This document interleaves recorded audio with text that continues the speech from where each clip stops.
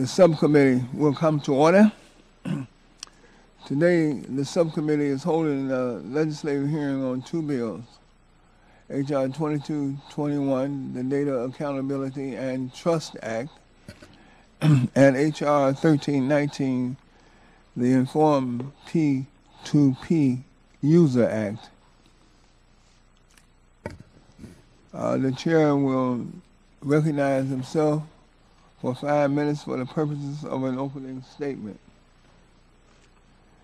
Today, the subcommittee is holding a legislative hearing on the two above-mentioned bills. They were both introduced by two distinguished members of the subcommittee, my colleagues, Mrs. Bono Mack and Mr. Barrow. And H.R. 2221, which is the Data Accountability and Trust Act, also known as DATA, was introduced by myself and Mr. Stearns. Ms. Bono Mack and Mr. Barrow introduced H.R. 1319. Both of these bills represent strong bipartisan efforts to address high-profile problems affecting American consumers.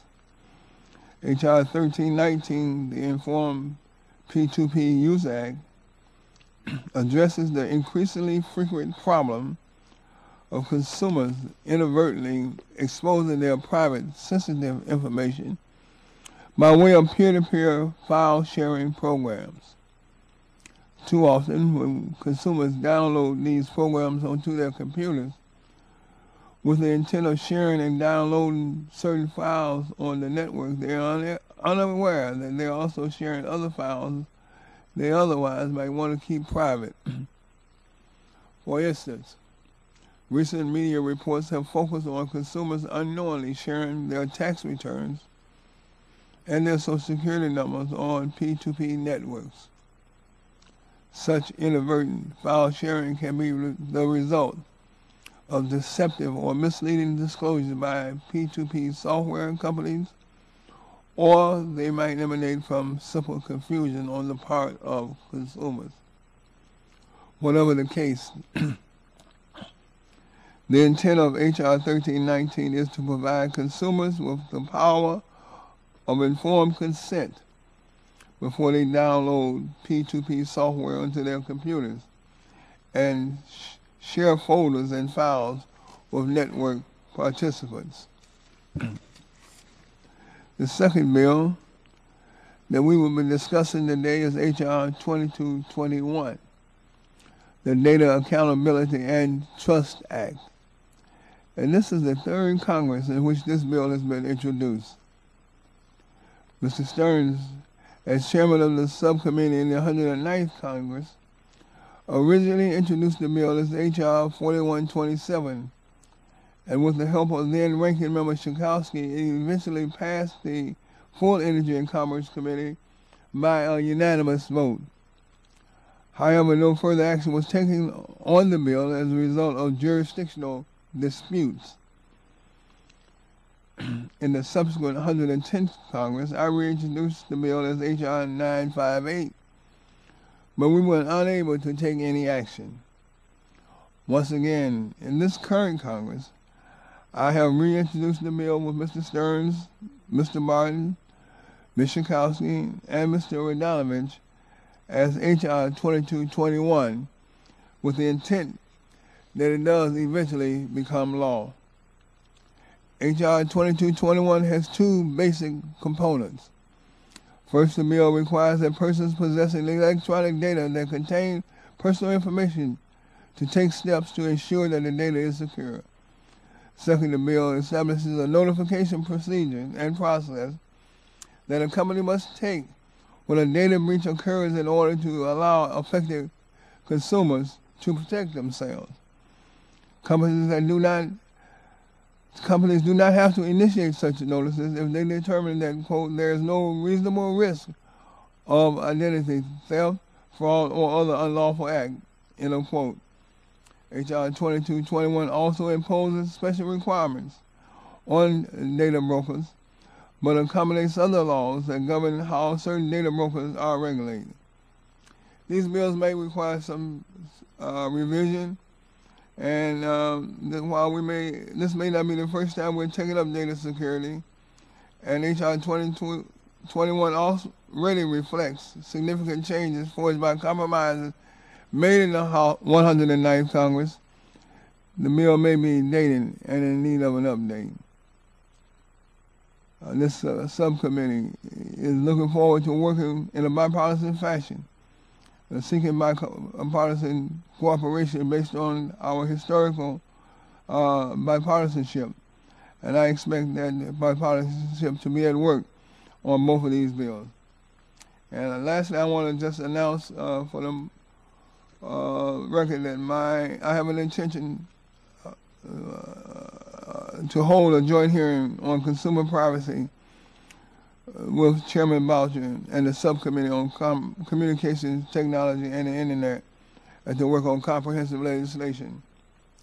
This is just a part of a larger process. With that, I yield back the balance of my time and recognize now for the purposes of an opening statement the ranking member on this subcommittee, Mr. Radonovich, for 5 minutes. Thank you, Mr. Chairman. Good afternoon, everybody. I would first like to thank the witnesses before us today and the organizations that have offered comments and suggestions assisting the important work of crafting a robust and workable data security bill.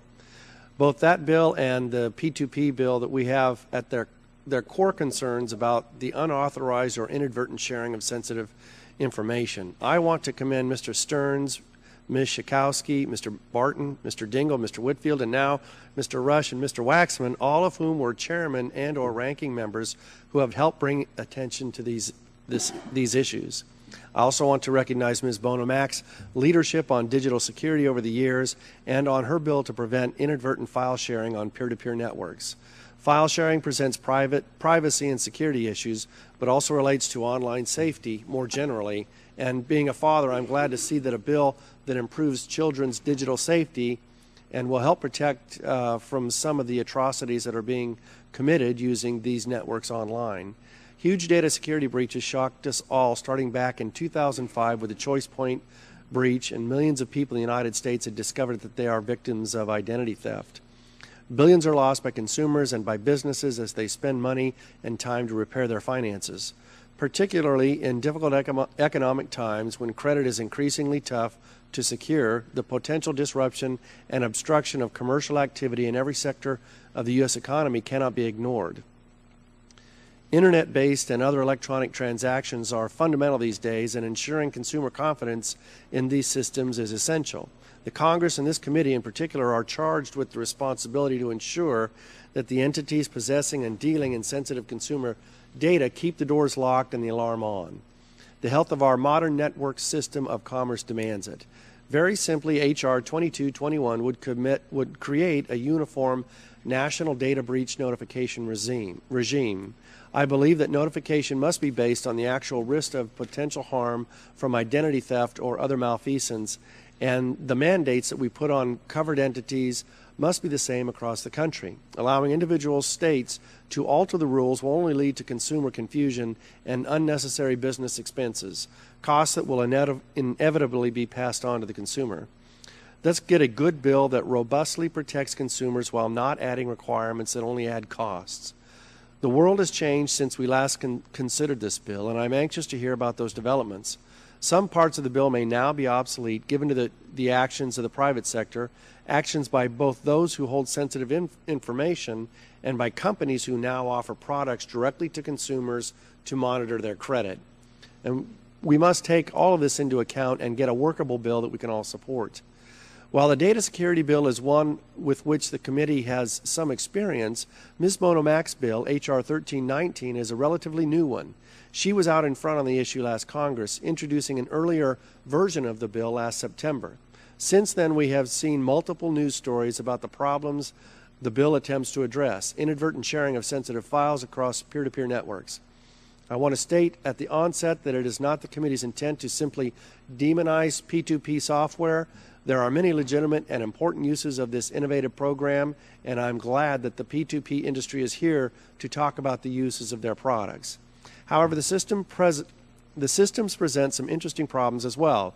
Last month, the P2P security company Tyversa, who was here to testify, found the schematics of Marine One, President Obama's new helicopter, on a P2P server in Iran. In other reporting, it was found that millions of sensitive personal records, including social security numbers, medical records, credit reports, and tax returns with names and addresses, were easily found on P2P networks. The problem of inadvertent sharing is enhanced by the actual architecture of the programs. It's often unclear to a user what may be leaked, and it can be difficult to change settings to prevent it. After Mr. Waxman examined this in the former committee down the hall, it appears that 2 years later, many P2P providers have not taken adequate steps to address this. We need to take a close look at the problem and the bill. We do not want to sweep technologies into a potential regime that we do not intend, nor do we want to exclude technologies that we can all agree should be covered. How we define P2P software is critical.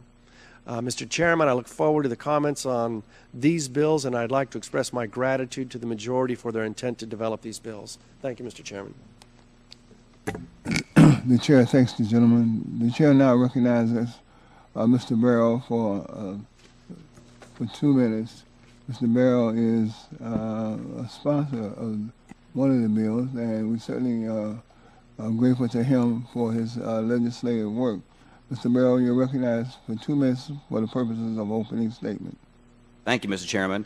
We live in a world where digital technology has connected people and their ideas and their information and products, making possible all kinds of new kinds of collaboration and innovation. And there's no doubt that this has made us all a lot more productive, but it's also made it possible for folks to invade our personal records and reveal private information about us and our families that we choose not to disclose. The purpose of today's hearing is to discuss threats to data security and ways we can work to fill in the gaps that leave our personal records vulnerable. I had the opportunity to work with Congresswoman Mary Bono Mack on H.R. 1319, the Informed Peer-to-Peer User Act, and I hope that this hearing will shed some light on the privacy and security risks that are associated with peer-to-peer file sharing programs. A lot of folks who connect to these networks don't even realize that their most personal and private files are visible to everyone else on the network at any time. A lot of folks are posting their tax returns, financial records, and personal messages on the internet and don't even know it. I hope that our work on this committee will come up with a strategy that will let individuals know in a way that they can understand and use that the information on their computers could be at risk. We have truth in lending, and we got truth in labeling. I think it's time we had truth in networking also. I want to thank Congresswoman Mary Bono Mack for allowing me to work with her on the Informed Peer-to-Peer User Act, and I want to thank Chairman Waxman and Ranking Member Barton for bringing these important issues to the forefront in our committee. And most importantly, I want to thank every one of you on this panel today for being here to lend your expertise on this important subject. Thank you, and I yield back the balance of my time. The chair thanks the gentleman. The chair now recognizes the other sponsor of the author of this bill, or one of the bills that we are hearing today, Ms. Bono Mack. I'm sorry. Mr. Stearns, I'm sorry, former ranking member of the subcommittee, Mr. Stearns of Florida, who's recognized for 2 minutes for the purposes of an opening statement. Thank you, Mr. Chairman, and I think... Excuse you with Ms. Bono Mack, but excuse, please. She's much better looking. Mr. Chairman, thank you very much, and I think in your opening statement you pretty much outlined my feeling about this. Obviously, this is a bill that was introduced on October 25th in 2005. It was H.R. 4127, and as you pointed out, we passed this bill by unanimous consent. Ms. Schakowsky and I worked together on that bill, and we had compromises. We got the bill. So I'm very pleased that you have taken the initiative, the leadership, to offer this bill again, and I'm very glad to be original co-sponsor with you, and hoping that it has the same kind of success that we had, Ms. Schakowsky and I, because it's a very, very important bill. Recently, some hackers broke into a Virginia state website used by pharmacists to track prescription drug abuse. They took all these names, and it's 8 million patients, and they deleted them from the site, and they're asking for money to replace them. So in a way, they're asking for a ransom. And if this Virginia website had a encrypted data security, a full-blown protection of this information. It would have been difficult, if not impossible, for these hackers to get in and to take this information. It's 8,257 million names. And that's why this bill is so important, so I'm very pleased to support it. And also the gentlelady from California's bill, the Informed P2P User Act, which is, again, very important with the diverse connectivity we have in networks, and, of course, with the increased broadband that we're starting to see. People are going to go more to this peer-to-peer downloading and this centralized resources in your computer, and these servers going back and forth between each other. You've got to have some notification to the users what's occurring, or a lot of their applications and their information will be also taken. So it's very appropriate these two bills come together, I think. And Mr. Chairman, I commend you and your staff for bringing them both, because in a way we're talking about data security with both of them and protection of the consumer. And thank you, Mr. Chairman. The chair thanks the gentleman. Now the chair recognizes Ms. Bono Mack of California for 2 minutes for the purposes of an opening statement. I thank the chair and ranking member Radonovich and the distinguished panel for being here today. Thank you for holding a hearing on important privacy legislation. Today, my comments will focus entirely on H.R. 1319, the Informed P2P User Act. But before I dig into the issue of P2P, I would like to thank ranking member Barton, as well as my colleague, Congressman Barrow, for their willingness to work together on H.R. 1319. As you've seen, this is a bipartisan bill, and their support has been essential. I thank them both. The risk associated with peer-to-peer file sharing programs has been widely reported by the media and thoroughly investigated by Congress. Many of our witnesses today have testified before other congressional committees on the dangers associated with P2P file sharing programs. And each time the committee was given a status update of the dangers. Additionally, industry claimed ignorance and stated they would handle the problem through self-regulation. This hands-off approach has not worked, and any set of voluntary best practices put forth by the P2P industry can no longer be seen as credible. To paraphrase Groucho Marx, he said, you want me to believe you and your voluntary measures instead of my own 2 eyes. How many more medical records and tax returns is it going to take for us to act? How many state secrets will be made available to those who want to harm us? How much more damage are we going to allow P2P file sharing programs to do to our economy? I believe enough is enough, and the time to act is now. Industry's opportunity to self-regulate has passed. P2P file sharing programs like LimeWire and Kazaa before it have proven they're either incapable of solving the problem of inadvertent file sharing on their own, or they have absolutely no intention of solving the problem at all. Either way, this behavior is unacceptable. And as a committee charged with consumer protection, we have a responsibility to our constituents to act. I'm also aware that some of you have concerns about some of the language of H.R. 1319. Please know that my office is very willing to listen to your concerns and work with you to craft a bill that is not overly broad, but still carries out the current intent of H.R. 1319. I believe that if we work together, we should be able to produce a bill that protects our constituents and preserves the legitimate use of P2P applications. I look forward to today's discussion, and I thank the chairman very much for holding this hearing. I yield back. The chair thanks the gentlelady. Now the chair recognizes the gentleman from Pennsylvania, Dr. Murphy, for the purposes of opening statement. The gentleman is recognized for 2 minutes. Thank you, Mr. Chairman. And by the way, I'd also like to welcome Pittsburgher Mr. Buback of Tyversa. He and I have spoken a number of times in the past, as well as this incredibly distinguished panel, the expertise you all have. I'm excited about you being here. The sad thing about this is a discussion that has not begun today. I think some of you have testified in the past years, and I know that Mr. Buback and I have spoken years ago. When we look at what has been released about the documents from Marine One, a couple of terabytes of information on the Joint Strike Fighter jet, a whole host of so much more information, it makes me wonder why anybody trusts have any files on the computers at all. It reminds me of the way that Rome acted during the time the barbarians were beginning to invade various parts of Germany, and I'm sure some Roman emperors, some Roman generals were saying, nothing to worry about. We have this system under control, even as they were sacking Rome. And I believe that's where we are now with the Internet. It is not safe. The portals created by these peer-to-peer networks are huge, and the fact that our Department of Defense keeps anything on any computer that is accessible from the outside still astounds me. I applaud this bill, and I think this is important because it does move a long way towards protecting consumers and families who inadvertently have their files stolen and accessed, whether it's their tax records, medical records, or anything else. But the best thing we need to remember for so many folks, whether they are John and Jane Doe in their home somewhere, or it is our Defense Department, or it is any corporation, that no matter what we do here, they are still responsible for keeping information inaccessible to the Internet.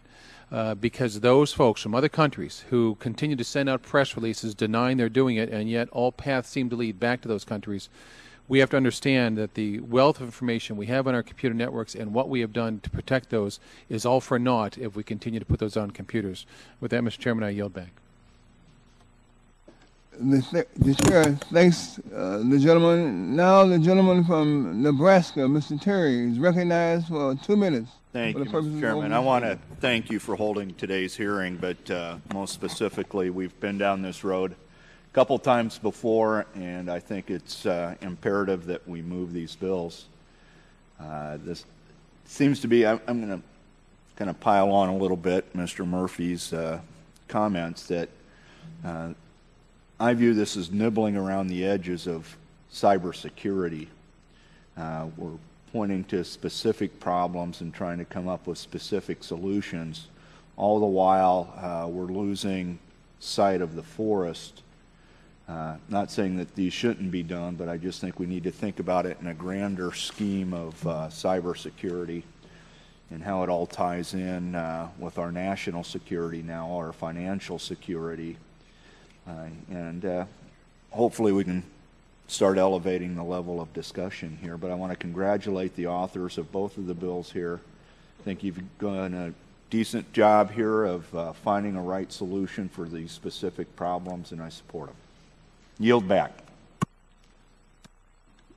The Chair thanks the gentleman. Now the Chair recognizes the gentleman from Georgia, Dr. Gingrey, for 2 minutes for the purposes of an opening statement. Mr. Chairman, thank you for calling this hearing today that focuses on two bipartisan pieces of legislation, H.R. 2221, the Data Accountability and Trust Act, and H.R. 1319, the Informed Peer-to-Peer User Act. I also want to commend both you and Ranking Member Radonovich for your collective leadership and for the spirit of comedy in which the subcommittee is operating, Mr. Chairman. At a time when our society is becoming ever more reliant on technology, whether for e-commerce or HIT, health information technology, we need to ensure the security of an individual's identity and personal information. Unfortunately, we have seen significant breaches of information that have led to identity theft, fraud, and allegations that were first reported in the Wall Street Journal that Chinese hackers, is bad enough what Ranking Member Stearns was saying about the pharmaceutical and prescription drug information, but Chinese hackers stole several terabytes of data related to design and electronic systems of the Joint Strike Fighter. That's some serious business. H.R. 2221 is legislation that was first written in the 109th by my colleague from Florida, Mr. Stearns, and is now being spearheaded by you, Mr. Chairman. I applaud you on this effort. This legislation requires entities holding data that contains personal information to implement enhanced security measures to prevent future breaches. In the instances in which unauthorized access does occur, then the consumers must be notified shortly thereafter that their files were compromised. And similarly, H.R. 1319 is legislation that was introduced by Ms. Bono Mack of California, full committee Ranking Member Barton, and my colleague from Savannah, Georgia, Mr. Barrow, and it's designed to protect consumers through additional information about the practice of peer-to-peer file sharing over the Internet, simply referred to as P2P file sharing around the IT industry, this practice certainly has a number of benefits. However, too often personal information is compromised over the peer-to-peer programs for various reasons, many of which, of course, are inadvertent. H.R. 1319 would add an additional layer of security that would prohibit peer-to-peer programs from sharing files until the program receives informed consent from the user on 2 separate occasions. Mr. Chairman, we need to maintain security on the Internet in this growing technologically based world, and I do support both bipartisan bills. I look forward to hearing from the witnesses, and I yield back. Indeed, the Chair thanks the gentleman, and the Chair thanks all the members of the subcommittee for their opening statement.